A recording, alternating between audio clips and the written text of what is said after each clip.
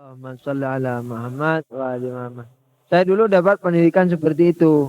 Jadi sholat telapak kaki ini harus agak melangkang, dan kalau berjamaah mata kaki ini harus menyentuh mata kaki sebelah.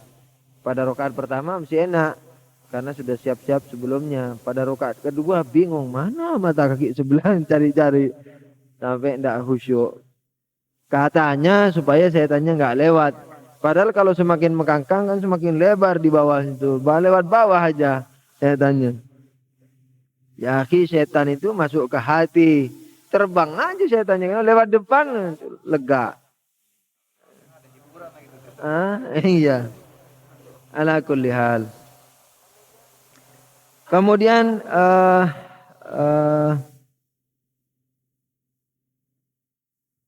Sallu ala Nabi. Allahumma salli ala Muhammad wa ali Muhammad. Kemudian mengenai lagwun ada hadis di kitab Irsyad yang ditulis oleh Syekh Mufid dari Imam Ali, ringkas sekali definisi lagwunnya itu. Ahlan. Ringkas sekali Imam Ali alaihissalam mengatakan kullu qaulin laisa fihi lillahi dzikrun fahuwa lagwun. Kullu qaulin laisa fihi lillahi dzikrun fahuwa lagwun. Mudah-mudahan saya tidak salah baca. Apapun perkataan yang tidak ada di dalamnya zikrullah, maka itu semuanya lagwun. Cuman harus diingat bahwa zikrullah di sini tidak sebagaimana yang umumnya, yaitu zikrullah. Jadi kalau ngomong bisnis harus ada zikrullahnya, enggak begitu. Jadi yang dimaksudkan zikrullah malah ini afdolnya zikir. Jadi afdolnya zikir yaitu apa? Yaitu ketika Anda mau melakukan maksiat, ingat terus meninggalkan maksiat. Itu afdolnya zikir. Jadi kalau Anda berbisnislah sesuai dengan tata cara Islami. Nah itu namanya bicaranya sudah bukan lagu. Bicaranya adalah bicara yang ada zikrun lillahnya. Ala kulli hal, kira-kira begitulah. Kemudian barangkali kita diskusikan bersama. Ya. Dengan ditutup dengan ini sedikit menambahi bahwa kaidah Islam itu adalah apa? Adalah menyeimbangkan masyarakat. Intinya seperti itu. Jadi membenarkan masyarakat, menyelamatkan masyarakat. Di antara salah satu menyelamatkan itu adalah dengan memberikan hak kepada yang berhak. Di antara hak-hak yang dimiliki oleh setiap insan adalah hak kawin. Nah, oleh karena itu masyarakat itu sejak dulu sampai sekarang itu nggak bisa melepaskan dari sunnatullah yang berupa perkawinan itu. Namun demikian kata beliau ini, ternyata dengan kawin daim saja nggak cukup. Ternyata masyarakat masih fasad. Iya ini kata beliau. Jadi tidak dapat mencukupi kebutuhan daripada manusia, sehingga misalnya menimbulkan kefasadan dan sebagainya, kurang lebih begitu. Maka itu Allah memudahkan lagi dengan kawin temporer, yaitu kawin mut'ah. Ya, enggak, ya daim kan hanya 4, masih kurang lagi barangkali kan, atau minimal zaujah yang pertama tidak mau, berat kan ini, artinya mau perang mau apa barangkali. Jadi ternyata begitu. Ini merupakan dalil yang sangat kuat kata beliau bahwa memang mut'ah itu merupakan hal yang insani atau yang agamis lah begitu. Karena dengan kawin permanen itu tidak mencukupi kebutuhan manusia ala kulli hal. Saya cukupkan sampai di sini, barangkali kita lanjutkan dengan diskusi atau pertanyaan-pertanyaan. Shallu ala Nabi. Allahumma shalli ala Muhammad wa ali Muhammad. Ada pertanyaan yang cukup menyimpang, tetapi tidak apa-apa. Iya, enggak, karena yang yang dengerin kasihan ini supaya siap-siap. Maksudnya kok aneh pertanyaan. Jadi permisi dulu. Dan yang menanyakan juga permisi tadi. Ala kuliah menanyakan katanya di sorga itu kalau kita minum dan itu juga merupakan bisyarah atau ya kabar bahagia atau bahkan doa Nabi. Dan juga di Karbala pernah terakhir itu ya pada ronda-ronda terakhir itu tinggal beberapa orang lelaki, barangkali tinggal 3 bersama Nabi, itu Ali Akbar. Jadi Ali Akbar ini kakaknya Imam Ali Zainal Abidin. Imam Ali Zainal Abidin sakit, jadi ada di tenda bersama para wanita, yaitu para saudari atau bibi. Kemudian Ali Akbar ini sehat. Kemudian dia berperang setelah yang lain sudah syahid, beliau maju. Setelah maju, berperang kira-kira membunuh 30 orang itu, balik lagi sama Nabi. Sama Imam Husain, maaf. Sallu ala Nabi, Allahumma salli ala Muhammad wa ali Muhammad. Ya, kembali kepada Imam Husain, maaf. Tambih ala makani. Ala kulli hal. Kemudian beliau mengatakan, Imam Ali Akbar mengatakan, wahai ayah, adakah setetes air saja? Ana yakin dengan setetes itu saya akan semakin kuat dan semakin banyak membunuh musuh. Katanya Rasulullah lagi. Katanya Imam Husain, wahai putraku, bersabarlah sebentar. Apakah kau tidak ingin minum langsung dari kakekmu? Di mana ketika kau minum itu kau tidak akan haus selamanya. Gitu. Nah, yang ditanyakan ini adalah apa enak nanti kalau di surga kita minum tidak haus selama-lamanya. Barangkali ada 2 takwil ya, jadi takwil lahiriah dan batiniahnya. Kemudian kalau takwil batiniahnya barangkali ilmu yang ada di sana bisa kita takwilkan dengan ilmu pengetahuan yang selalu kita rindukan, yang kita hauskan selamanya di dunia ini. Jadi kalau kita mendapatkan ilmu di dunia ini masih ada istilahnya kurang, jadi masih terasa haus. Tapi barangkali ilmu yang di sana sudah. Jadi begitu orang dapatnya itu bukan yang relatif, sehingga dia membuat tenang dan mutmain hatinya dan tidak haus selama-lamanya. Yang jelas ketidakhausan seperti ini diharapkan oleh setiap al-insan. Katakanlah kalau itu pun lahiriah juga nggak menjadi masalah. Kenapa? Karena kenikmatan dari minum itu tidak hanya didapat dari haus. Seperti kita sekarang minum teh, minum kopi itu kita nggak haus tapi minum. Nah, jadi haus itu merupakan lambang penderitaan di dunia. Sedangkan di akhirat itu nggak ada. Tapi apakah enak? Ya tetap enak. Kita minum sekarang juga nggak haus, minum teh. Nah kalau minumannya enak-enak di sana ya enak kan gitu. Nah, bukan enak lagi ya enak. Sekalipun kita tidak haus. Jadi jangan khawatir lah mengurangi kelezatannya. Asalkan kita sampai di sana aja, asalkan di bawah jembatan, sekalipun di bawah jembatan kata teman-teman. Sallu ala Nabi. Allahumma shalli ala Muhammad wa ali Muhammad. Sallu ala Nabi. Allahumma shalli ala Muhammad wa ali Muhammad. Nah, ini ada yang bertanya mengenai kriteria mukmin. Kriteria mukmin apakah cukup yang tadi atau masih ada tambahan yang lain? Nah, kriteria mukmin ini sebenarnya ada 2 sisi. Kriteria batin dan kriteria lahir. Kriteria lahirnya itu yang kita bahas malam ini. Yaitu apa? Seorang mukmin itu tidak cukup hanya percaya, melainkan dia harus melakukan hal-hal yang memang harus dilakukan sebagai orang yang percaya. Seperti dia tidak menyembah kecuali kepada Allah. Nah, kalau orang percaya Allah kan otomatis dia harus melakukan hal-hal yang disukai Allah. Misalnya yang diwajibkan Allah, meninggalkan apa-apa yang dilarang Allah, seperti itu. Nah, tapi kriteria kalau ditinjau secara keseluruhan ada lagi kriteria batin, di mana kriteria batin itu adalah beriman kepada Allah melalui argumentasi. Itu yang saya pahami dari Ahlul Bait. Jadi kalau iman hanya mendengar dari Nabi atau membaca Al-Quran atau iman kepada 5 poin khususnya ya, tauhid, idalah, keadilan, kenabian, imamah dan hari akhir. Itu kalau hanya dengan membaca Quran, hanya mendengar Nabi, hanya mendengar ulama, itu tidak mencapai tingkatan mukmin yang sebenarnya. Biasanya disebut muslimin. Muslim gitu dalam istilah akidah. Jadi mukmin yang sebenarnya yang sejati adalah mengimani minimal 5 poin tadi. Artinya dalam 5 poin itu minimal keimanannya disertai dengan argumentasi akal.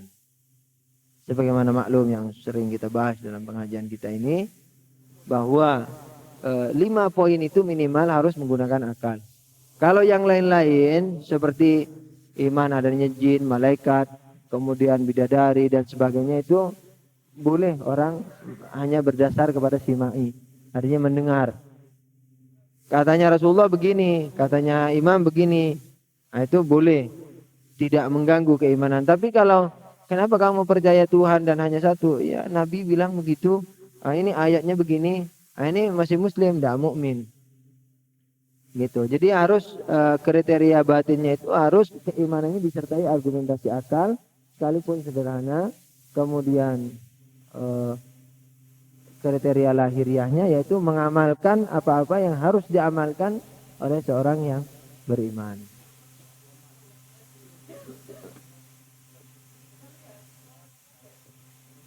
Ada pertanyaan yang cukup tajam ini. Apakah di zaman Nabi orang yang beriman kepada Allah dan Nabi, tetapi dia hasud kepada Imam Ali, apakah ini disebut mukmin?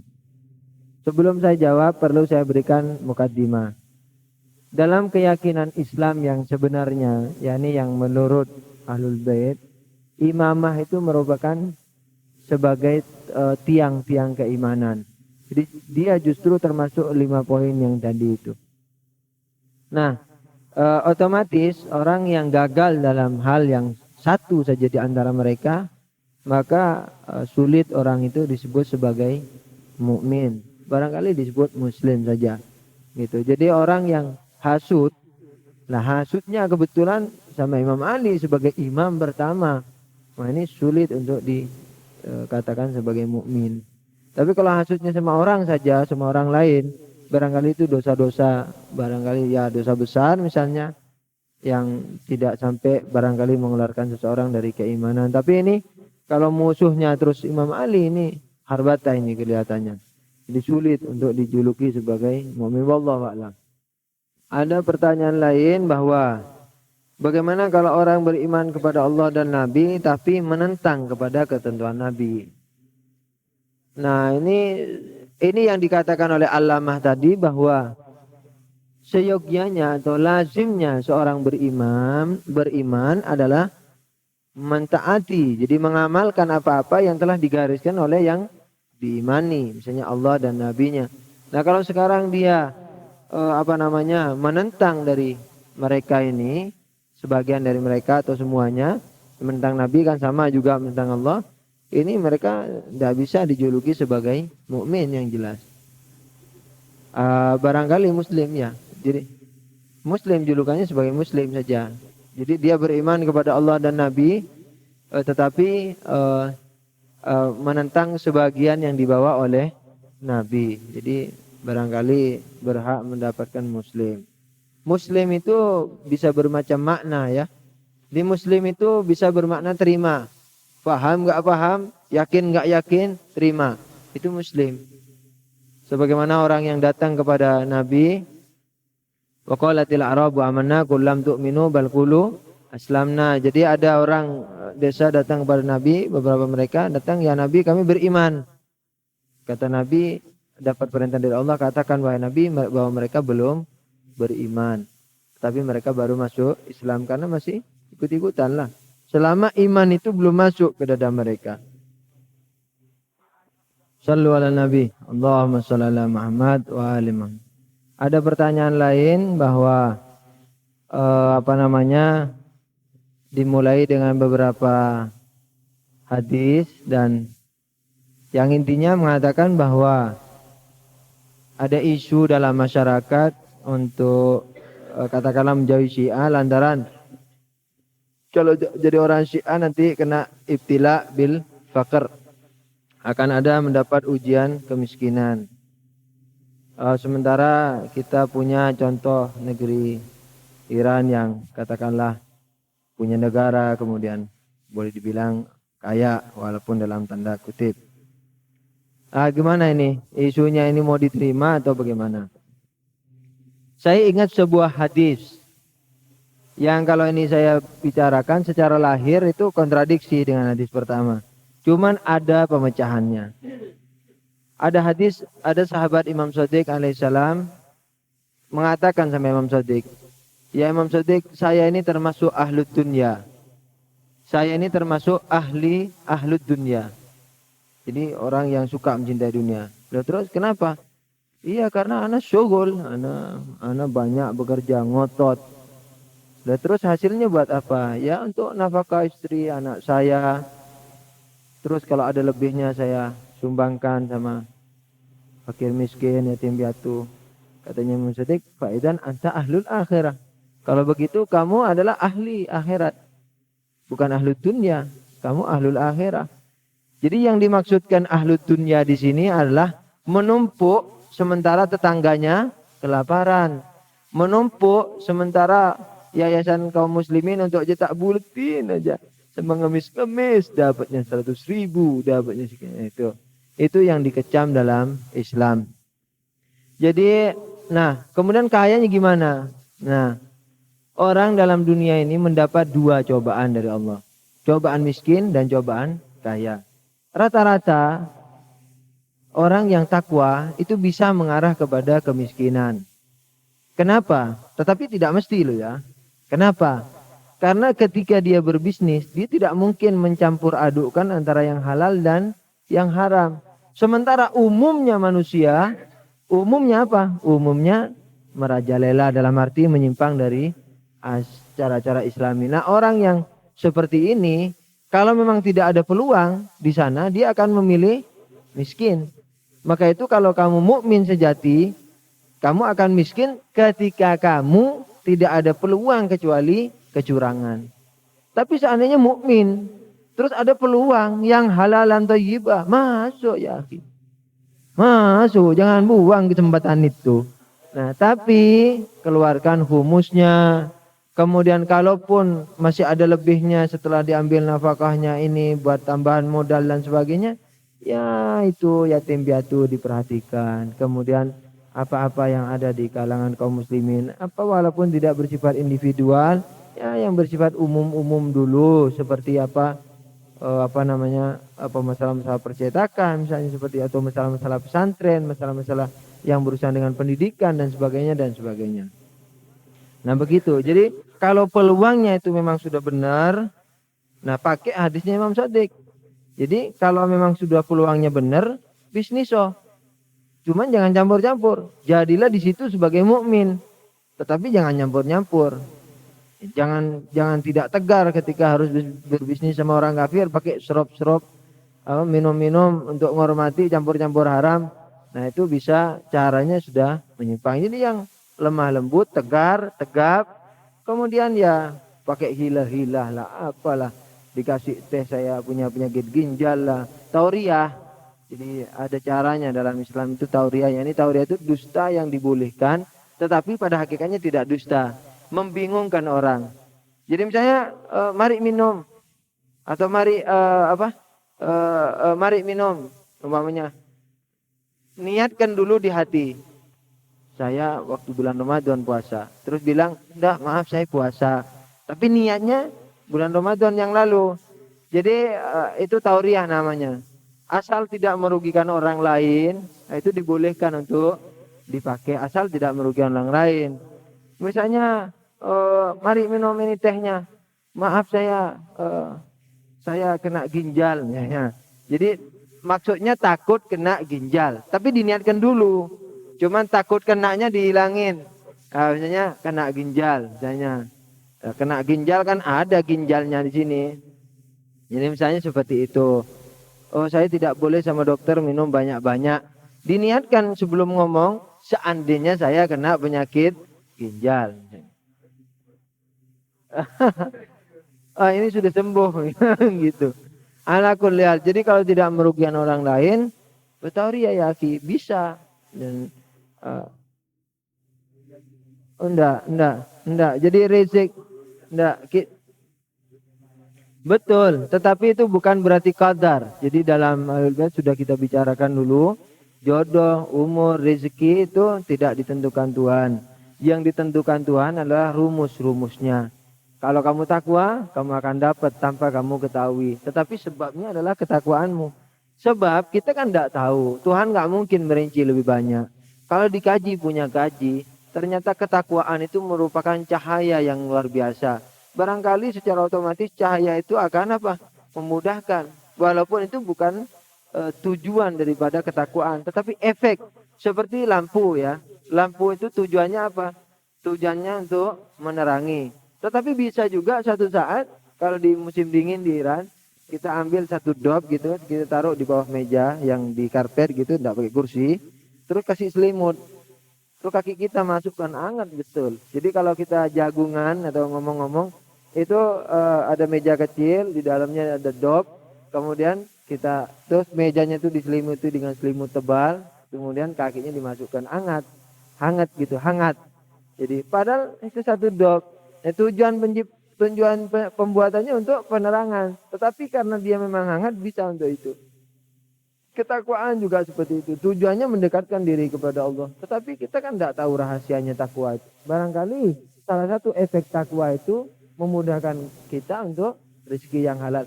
Minimal kita tidak akan kekurangan. Sampai-sampai Imam Shatibi mengatakan, saya heran kepada orang yang kantongnya kering kalau dia memakai cincin. Jadi ada dalam ini khurafat lagi ini ya. Dulu ada Wahabi anti banget. Jadi dalam hadis Mu'tabar di Syiah dikatakan bahwa alamat mukmin itu ada 5. Ini tidak urut ya, saya tidak nyebutnya tidak urut. Sujudnya di atas tanah. Kemudian bismillahnya keras. Kemudian sholatnya 51 sehari. 51 rakaat, kemudian memakai cincin di sebelah kanan, kemudian membaca ziarah arba'in. Jadi ada ziarah dalam Syiah itu ada hari 1, 2, 3, kalau orang meninggal itu ada hari 40. Nah untuk hari 40-nya Imam Husain itu ada ziarah khusus yang dimuat di Mafathul Jinan, itu bisa dilihat di sana. Jadi tata caranya juga ada. Jadi hari ke-40 Syahidnya Imam Husain itu membaca ziarah itu salah satu daripada alamatnya orang-orang mukmin. Nah itu mengenai cincin seperti itu, malah disunnahkan fatwanya itulah Rocky, kalau kita kunut dalam sholat cincinnya dibalik seperti ini. Jadi ketika kita mau berdoa ini dibalik begini, itu sunnah hukumnya. Katanya secara sains sudah diteliti, salah satu hikmah dari bebatuan itu menguatkan mata. Salah satu daripada hikmahnya. Tapi itu ala kulli hal kita sudah bertawaduk kepada Allah Subhanahu wa taala, sebab Allah enggak mungkin menciptakan bebatuan itu sekedar hanya iseng saja. Enggak mungkin, pasti ada apa-apanya di bawah. Dan apa-apanya itu pasti bersifat non materi. Sebab kalau tujuan penciptaan itu masih bersifat materi, maka Tuhan berarti main-main. Jadi tujuan penciptaannya ini hanya sekedar materialis. Dan materialis itu nggak ada apa-apanya.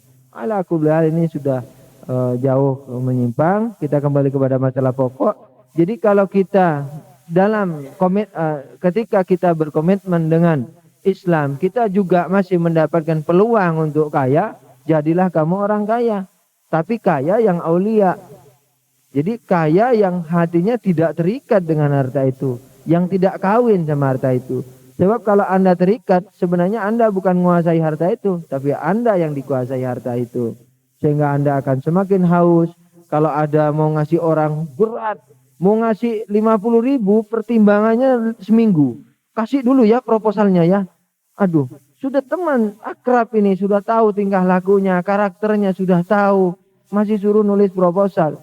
Dan 50.000. Jadi kalau...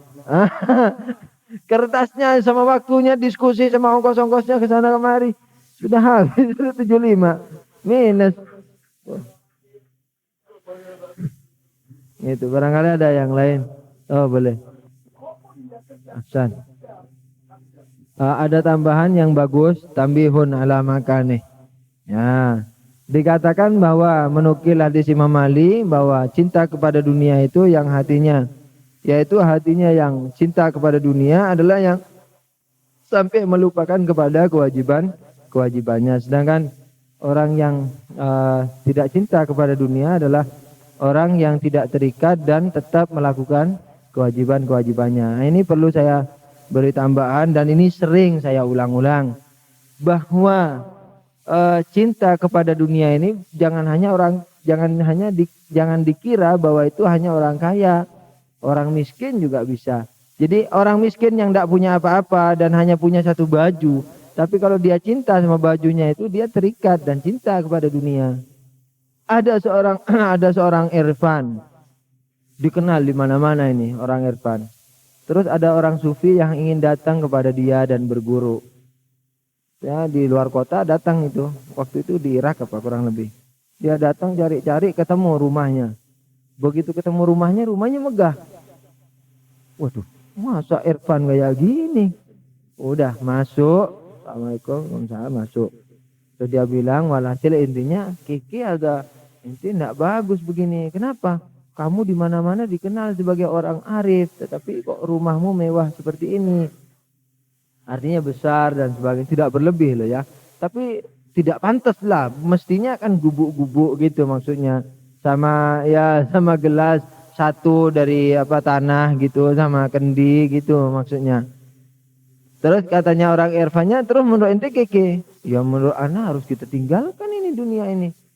Loh terus ditinggalkan begitu, iya kemana? Ayo kita pergi ke gunung ke apa? Ya pas ayo pergi, ya pergi. Sampai tengah jalan si sufi ini kaget. Ya Allah katanya. Apa?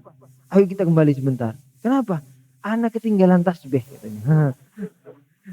Katanya si Irfani, ya akhi, ente nyuruh ana jangan terikat sama dunia. Ana punya bed besar, suruh tinggalkan, ana tinggalkan. Wah, ana tidak berat sama sekali. Ente cuma tasbih ngajak ana kembali. Tasbih ente jelek lagi. Dia bilang apa? Ya orang terikat sama dunia tidak harus banyak. Kecil pun kalau kamu cinta itu sudah terikat. Ana rumah seperti itu, ana tidak cinta. Jadi kalau tidak mungkin dia makan berlebih kalau ada orang kelaparan. Ada Bahrul Ulum, ini terkenal seorang irfan. Bahrul Ulum terkenal seorang irfan. Suatu saat muridnya dipanggil, dimarah habis. Kamu makan ya? Makan sampai kenyang, sementara tetanggamu kelaparan. Ya Ustadz, ana minta maaf, ana tidak tahu katanya. Kalau tahu kamu Yahudi, begitu kan. Jadi kalau kamu tahu bahwa dia kelaparan sementara kamu bisa makan kenyang, Yahudi kamu. Kamu tidak tahu itu sudah salah. Mestinya tetangga kan punya hak. Tidak mesti tetangganya minta ya ki. Diziarahi ke keadaannya, ke nanti. Begitu melihat wajahnya suram, kalau kita ini kemungkinan untuk bantu minimal saran atau mungkin duit, tanya dong ada apa masalah kira-kira yang bisa anda bantu gitu. Jadi dia tidak tahu aja sudah dimarah tangganya. Nah dia seorang arif, dia yang mengerti tentang situasi itu.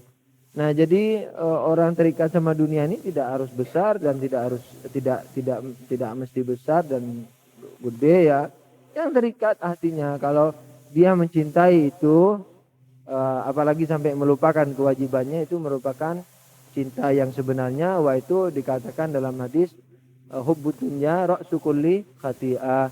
Cinta kepada dunia itu adalah pangkal dari seluruh kesalahan, kepala kesalahan gitu. Maksudnya pangkalnya kesalahan. Nah gitu. Dan lebih dalam lagi, bukan hanya cinta dunia yang lebih dalam lagi, yang lebih halus lagi.